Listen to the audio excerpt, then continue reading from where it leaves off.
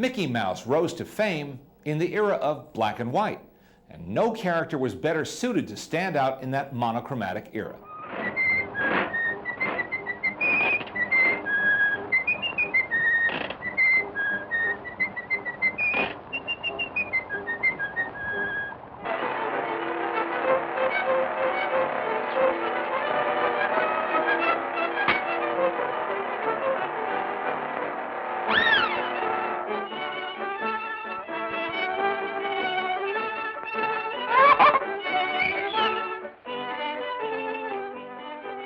Mickey's fame was immediate and international. As he became a star of the first rank, so did his creator and alter ego, Walt Disney, who also provided Mickey's voice. And as Walt began to rub shoulders with Hollywood's elite, so did Mickey.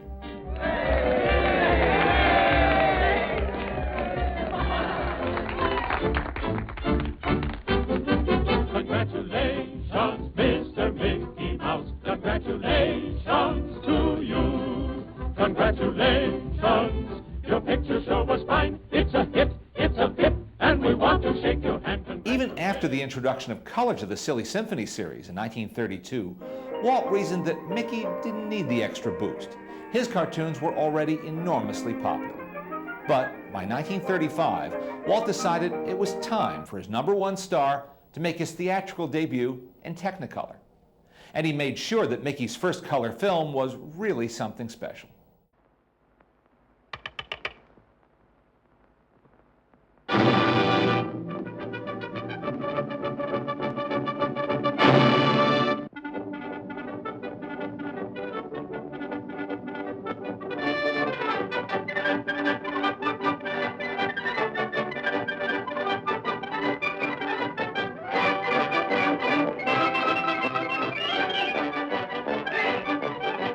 But it wasn't just color that made Mickey seem a little different than he had before. Mickey's facial design had already undergone several changes since the days of Plane Crazy. You know, even back in those good old days, it would take about 12,000 drawings to make a Mickey Mouse 6-minute short film. First, we start with the circle, and then we add the ears, the big eyeballs he had. Teeth, he's got to have teeth, I suppose. So there's your classic old-time Mickey.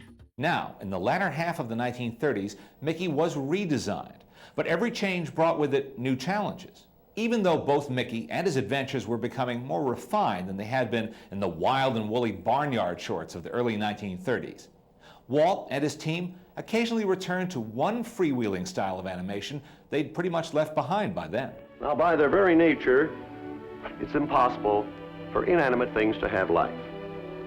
Yet a good many years ago, we made a picture in which I think you'll find many plausibly alive objects.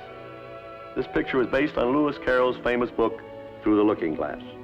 We took many liberties in this film, including substituting Mickey Mouse in the role of Alice.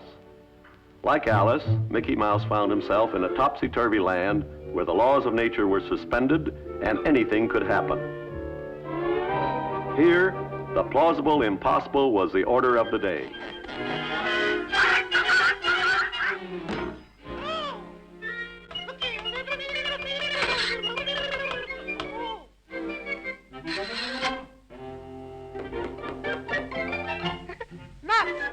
The Disney team was having a harder time coming up with stories for their plucky hero. So, as often as not, Mickey was teamed up with Donald and Goofy in the late 1930s, and they made a most successful trio.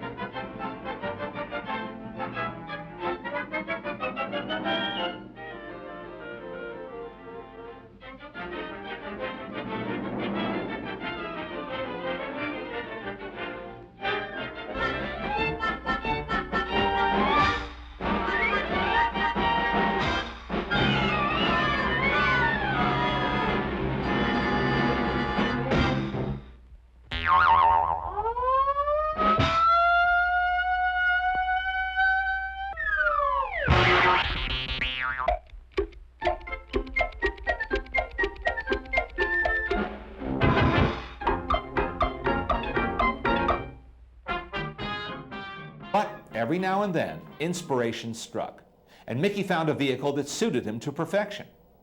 The Brave Little Tailor was just such a film. And animator Frank Thomas had a great time with this particular scene. Here is animation acting at its finest. I was all alone. I heard them coming. I looked up, and I was surrounded. Yes? They were here, there, everywhere. A whole bunch of them. They came at me from the right, from the left, right. Yes, yes. Go on. They were coming closer. The fight was on. I swung and missed. I missed and swung. I swung again and again and again. They were right on top of me. And then? And then I let them have it.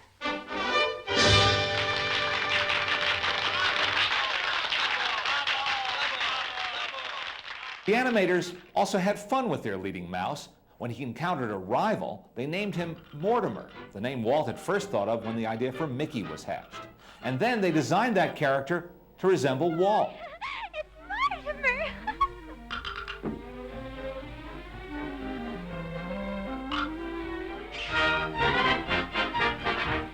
Mickey, I want you to meet Mortimer. He's a perfect scream. Thank you. Thank you. By the late 1930s, plans were underway to feature Mickey in his most ambitious role yet, the leading part in an adaptation of The Sorcerer's Apprentice. But he didn't have time to get a big head. He still had to carry his weight in an ongoing series of short subject releases. And his star continued to shine as brightly as ever in these beautifully crafted Technicolor cartoons. In time, Mickey would be eclipsed by his funnier, more boisterous co-stars. But Walt remained loyal to the character who put him on the map. To him, Mickey would always be more than a corporate symbol. He represented the kind of pluck and ambition that Walt not only admired, but adopted in his life and career. Some say Walt and Mickey were one and the same. During the last few years, we've ventured into a lot of different fields, and we've had the opportunity to meet and work with a lot of wonderful people. I only hope that we never lose sight of one thing, that it was all started by a mouse.